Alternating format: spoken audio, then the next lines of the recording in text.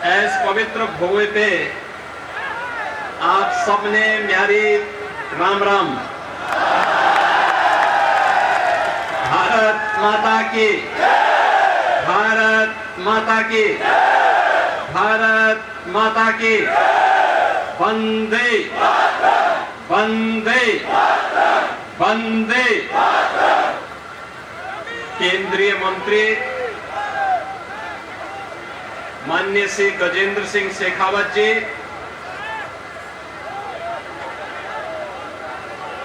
पूर्व मंत्री श्री विशंबर सिंह जी, भारतीय जनता पार्टी के जिला के अध्यक्ष श्री मुकेश गौड़ जी,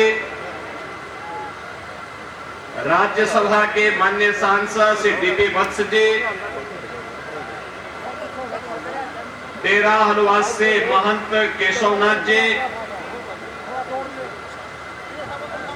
बाबा भोलानाथ जी, बाबा गुलाबदास जी, विधानसभा के प्रभारी श्री जोगेंद्र सिंह जी, प्रवासी देवी सिंह राणा जी, श्रीमती मीना परिमार जी, श्री नंदराम धानिया जी और भारतीय जनता पार्टी के लोकप्रिय प्रत्याशी श्री कपूर वाल्मीकि जी, भारी संख्या में भवानी खेड़ा में उपस्थित इस क्षेत्र के सभी मेरे उपस्थित बहनों और भाइयों,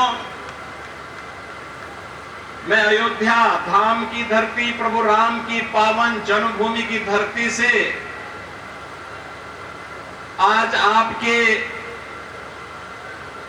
इस पवित्र भूमि पे, जिस भूमि ने देश की सीमाओं की रक्षा करने के लिए अनेक वीर योद्धा दिए, जिस धरती पर महान संत बाबा रणमत मानधाता जी का जन्म हुआ था, इस पावन धरा को मैं कोटि कोटि नमन करते हुए आप सभी का मैं अभिनंदन करता हूं। बहनों और भाइयों,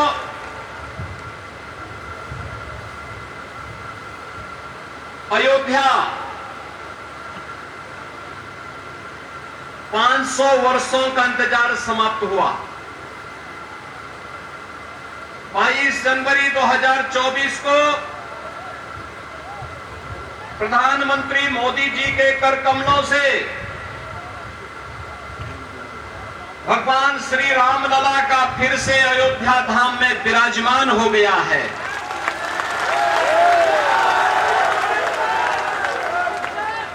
पूरा देश और पूरी दुनिया अभिभूत है, आनंदित है।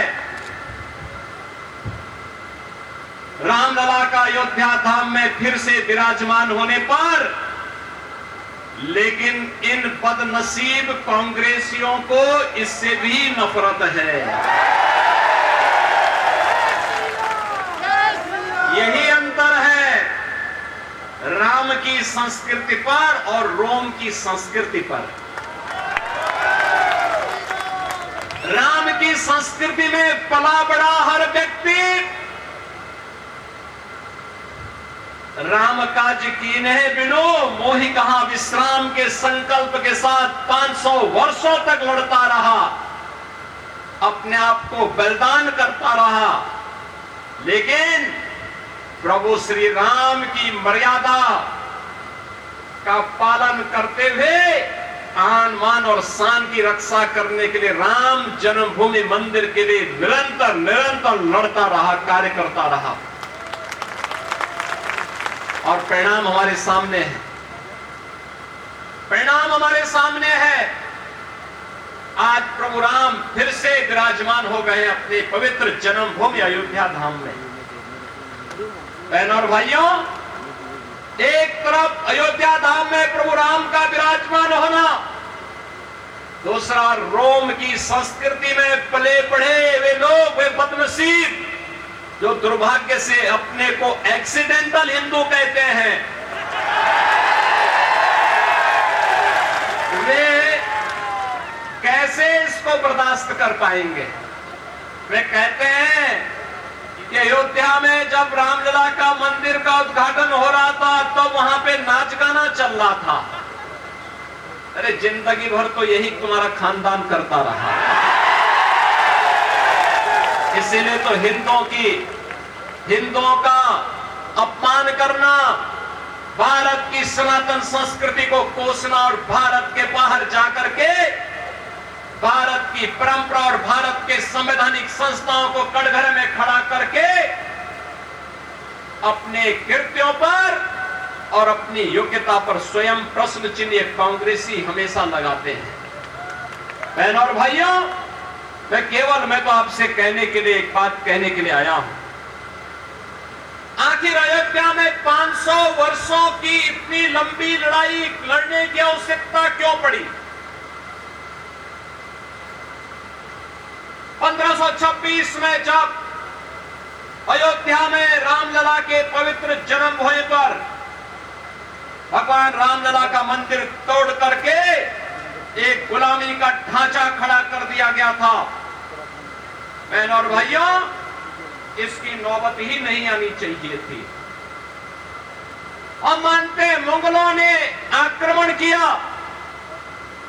वे नहीं चाहते थे हिंदू धर्म और संस्कृति का नामो निशान रहे। अंग्रेज नहीं चाहते थे, अंग्रेज भी देश के अंदर लड़ाने भिड़ाने का काम करते थे। वे भी आपकी धर्म और संस्कृति पर गौरव की अनुभूति नहीं कर सकते थे। दुर्भाग्य से आजाद भारत में पहली सरकार इन बदनसीबों के हाथों में लगी, जिन्होंने भारत की परंपरा और भारत की संस्कृति को रौंदने के सिवाय भारत को कभी भी गौरव के साथ खड़ा नहीं होने दिया, कभी नहीं खड़ा होने दिया। और इसीलिए आज मैं आप सबसे कहने के लिए आया हूं कि बहनों और भाइयों, 2014 में मोदी जी देश के प्रधानमंत्री बने, 2017 में उत्तर प्रदेश में भारतीय जनता पार्टी की सरकार बनी और उत्तर प्रदेश में डबल इंजन की सरकार जब बनी और डबल स्पीड से चलना प्रारंभ हुई, मात्र 2 वर्ष के अंदर 500 वर्षों की समस्या का समाधान हो गया। यह है डबल इंजन सरकार की ताकत। डबल इंजन सरकार की ताकत का एहसास आज पूरा भारत कर रहा है। पूरे भारत के अंदर आज इसका एहसास हो रहा है। लेकिन 140 करोड़ भारतवासी गौरवान्वित हैं, खुश हैं, प्रसन्न हैं, लेकिन कांग्रेस को इससे भी पीड़ा है। और मैं तो इस विधानसभा क्षेत्र के वासियों को, खासतौर पर भवानी खेड़ा और इस गांव कड़क को इस बात के लिए अभिनंदन करूंगा कि इन्होंने कांग्रेस का खाता खोलने ही नहीं दिया, कभी नहीं खोलने दिया। क्योंकि यहाँ के बहादुर लोग जानते हैं कि लोग जब भी कांग्रेस के लोग आएंगे देश के साथ गद्दारी करेंगे। इन्होंने अपने राजनीतिक स्वार्थ के लिए देश का विभाजन किया, देश के अंदर हिंदू मानबिंदुओं के साथ खिलवाड़ किया, तुष्टीकरण की हदों को पार किया, विकास के नाम पर केवल अपने घर को भरते रहे और भारत की संस्कृति को, भारत की परंपरा को पोषने के सिवाय भारतवासियों को इन्होंने कोई भी ऐसा क्षण उपलब्ध कराने के लिए कभी प्रयास नहीं किया जिस पर हर भारतवासी गौरव के साथ आगे बढ़ सके।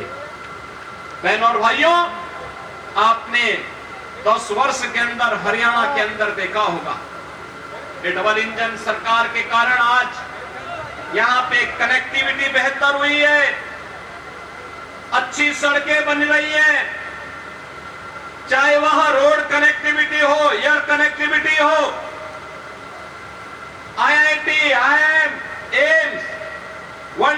ओपन मेडिकल कॉलेज के निर्माण का कार्य हो, या फिर विकास के साथ साथ हर घर नल की योजना हो, या फिर गरीब कल्याणकारी योजनाओं का कार्य, अगर इन कांग्रेसियों ने ही विकास का कार्य किया होता, गरीबों का कल्याण किया होता, उनके उत्थान के लिए कोई कार्य किया होता, तो मोदी जी को कोरोना कालखंड से अब तक 80 करोड़ लोगों को फ्री में राशन की सुविधा नहीं देनी होती। 80 करोड़ लोग फ्री में राशन की सुविधा प्राप्त कर रहे हैं। याद करिए, एक तरफ भारत 80 करोड़ लोगों को फ्री में राशन दे रहा है और दूसरी तरफ पाकिस्तान है, भीख का कटोरा लेकर के दुनिया के अंदर भीख मांगने के लिए मजबूर है। अरे तो देश का सौभाग्य है, मोदी जी जैसा प्रधानमंत्री मिल गया।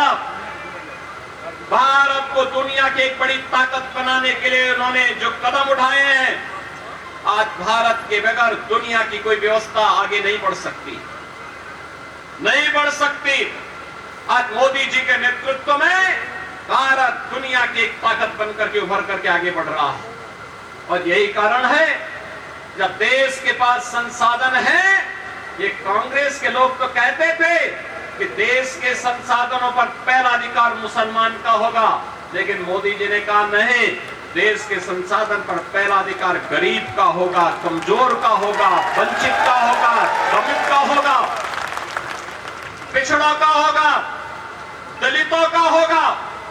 समाज के प्रत्येक तबके को विकास की योजना का लाभ दिया जाएगा।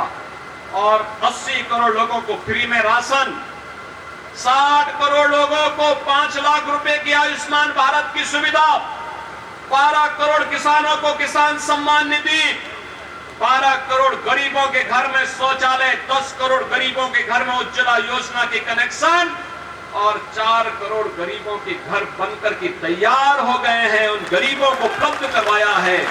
और कहीं भी मोदी जी ने ये नहीं कहा कि ये मैंने किया, उन्होंने तो कहा कि त्वदीयम वस्तु गोविंद तुभ्यमेव समर्पये। जनता जनार्दन, आपने मुझे चुन करके भेजा है, ये आपको समर्पित है। ये भाव था। एक तरफ मोदी जी देश को बना रहे हैं और दूसरी तरफ 60-65 वर्षों तक शासन करने वाली एक कांग्रेस, जब भी इन्हें अवसर मिला, इन्होंने देश को लूट करके दुनिया के अंदर उस पैसे को कभी स्विच बैंक में पहुंचाने का काम किया और कभी कहीं और जगह पहुंचाने का काम किया। इनको देश इनकी प्राथमिकता में कभी नहीं रहा। और इसको आप देख सकते हैं बहनों और भाइयों, जब देश पे संकट आता है, सबसे बड़ा इस सदी का सबसे बड़ा संकट था कोरोना महामारी। कोरोना महामारी में पूरी दुनिया पस्त हो गई थी। कुछ ही महीनों के अंदर पूरी दुनिया के अंदर महामारी फैल गई थी। और बहनों और भाइयों, कोरोना कालखंड में भारतीय जनता पार्टी का कार्यकर्ता प्रधानमंत्री मोदी जी और श्री जगत प्रकाश नड्डा जी राष्ट्रीय अध्यक्ष जी के आह्वान पर सेवा ही संगठन है संकल्प के साथ कार्य कर रहा था। मोदी जी जगह जगह जाकर के जनता के साथ खड़े होकर के कोरोना से मुक्ति प्रदान करने के लिए उपायों को आगे बढ़ा रहे थे। लेकिन राहुल गांधी कहां थे? कहां थे? थे ही नहीं। सब संकट के समय उन्हें भारत याद नहीं आता है, भारत की 140 करोड़ जनता याद नहीं आती है। संकट के समय तो उन्हें इटली में नानी याद आती है। नानी, वे कभी आपके साथ नहीं खड़े हो सकते। बहनों और भाइयों, एक तरफ अयोध्या में राम मंदिर का निर्माण और दूसरी तरफ कश्मीर में धारा 370 को सदैव के लिए दफन कर देना। यह भी तो मोदी जी ने किया। ये 370 का दंश भी तो कांग्रेस ने दिया था। बाबा साहब भीमराव अंबेडकर विरोध करते रहे, उन्होंने कहा था कि धारा 370 संविधान के लिए अच्छा नहीं होगा, देश के लिए अच्छा नहीं होगा, लेकिन रिश्तेदारी निभाने के लिए उस समय कांग्रेस ने धारा 370 संविधान में जोड़ करके कश्मीर को एक अलग स्टेटस दिया। परिणाम क्या था? पूरा देश आतंकवाद की चपेट में आ गया। कांग्रेस ने देश को विकास नहीं दिया, आतंकवाद दिया, उग्रवाद दिया, अराजकता दी, बेईमानी दी, भ्रष्टाचार दिया, अराजकता दी और हिंदुओं के सामने एक ऐसे चौराहे पर खड़े होने की स्थिति पैदा की जहां ये आपस में ही लड़ सके, भिड़ सके।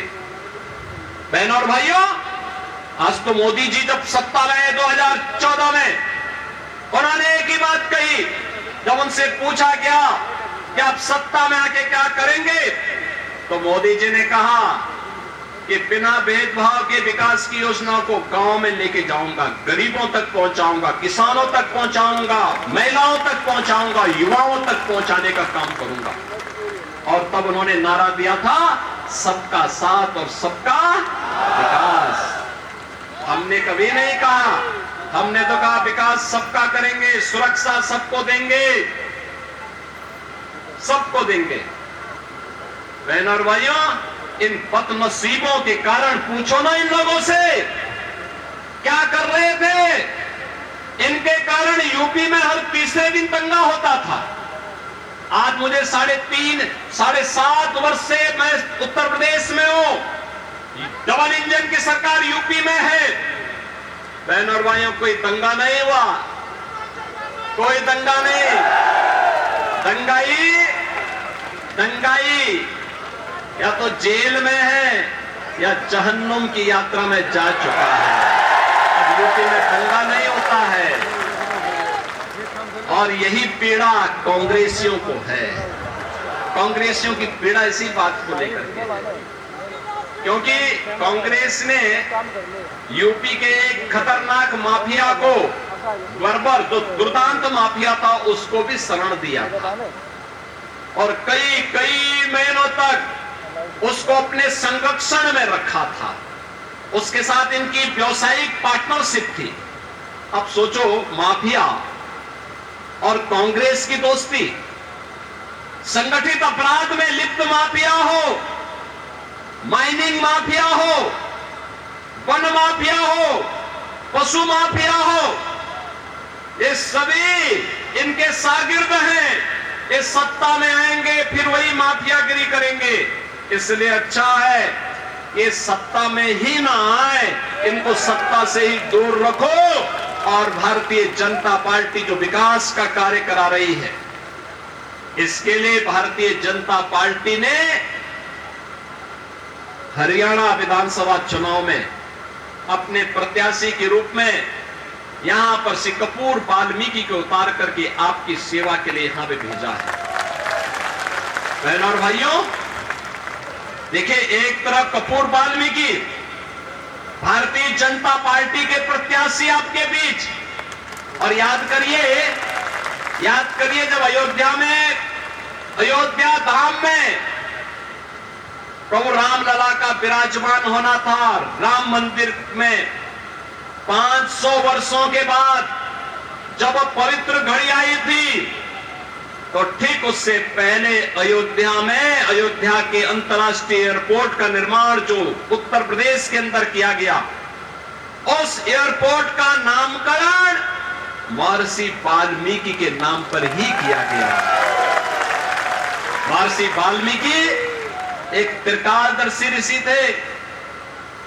हम सबको भगवान राम से साक्षात्कार कराने वाला त्रिकालदर्शी ऋषि कोई था, तो त्रेता युग में थे महर्षि वाल्मीकि। और दुनिया के अंदर जितनी भी रामायण बनी है, लिखी गई है, किसी भी भाषा में लिखी गई है, उसका आधार वाल्मीकि रामायण है। वाल्मीकि रामायण। ऐसे पवित्र ऋषि को कोटि कोटि नमन करता हूं और हमारा मन हृदय गदगद हो उठता है जब महर्षि वाल्मीकि के नाम पर हम लोग प्रधानमंत्री मोदी जी ने एयरपोर्ट के नामकरण की घोषणा की। बहनों और भाइयों, मैं आप सबसे यही अपील करूंगा, श्री कपूर वाल्मीकि को भारतीय जनता पार्टी ने अपना प्रत्याशी उतार करके हरियाणा विधानसभा के इस चुनाव में, इस ऐतिहासिक क्षेत्र में, जहां पर 1967 में भारतीय जनसंघ के ठाकुर नसीब सिंह जी विधायक बने थे। अब याद करिए कितना पुराना इतिहास है और उस इतिहास को फिर से दोहराने की आवश्यकता है। आज एक वाल्मीकि समुदाय का एक समर्पित कार्यकर्ता आपकी सेवा के लिए भारतीय जनता पार्टी के द्वारा भेजा जा रहा है। आप सबका मैं आह्वान करूंगा, आप सबका मैं आह्वान करूंगा, 5 अक्टूबर को शारदीय नवरात्रि आने जा रही, 3 अक्टूबर से 3 अक्टूबर से ये शुरू होगा और 12 अक्टूबर को विजयादशमी होगी।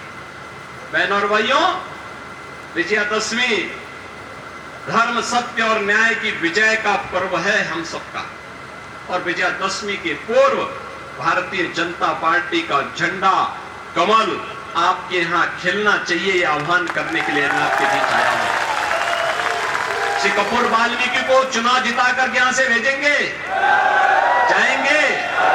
माताएं भी बताएं, जाएंगे ना? ये सभी लोग तैयार हैं तो मेरे साथ बोलेंगे, भारत माता की, भारत माता की जय श्री राम, जय जय श्री राम।